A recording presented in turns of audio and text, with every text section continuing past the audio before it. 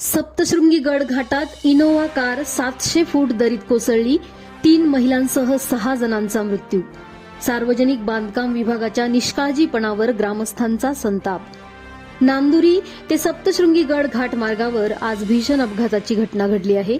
दर्शनासाठी जात असलेल्या भाविकांची इनोव्हा कार क्रमांक MH15 BN 0555 सुमारे 700 फूट खोल दरीत कोसळल्याने 3 महिलांसह 6 जणांचा मृत्यू झाल्याची प्राथमिक माहिती समोर आली आहे.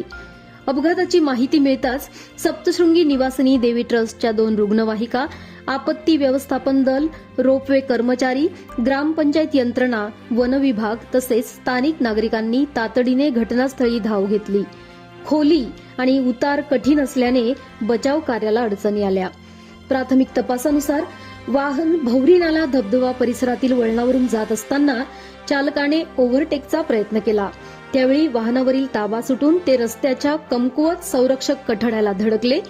धडकेची तीव्रता इतकी मोठी होती की कठडा तुटून कार थेट 800 ते 1000 फूट खोल दरीत कोसळली. वाहनात 3 महिला आणि 3 पुरुष असे एकूण 6 भाविक होते.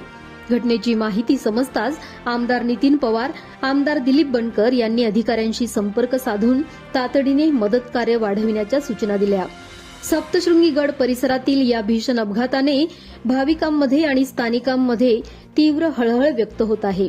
अपघाताचे नेमके कारण सार्वजनिक बांधकाम विभाग व पोलीस खात्याकडून तपासले जात आहे.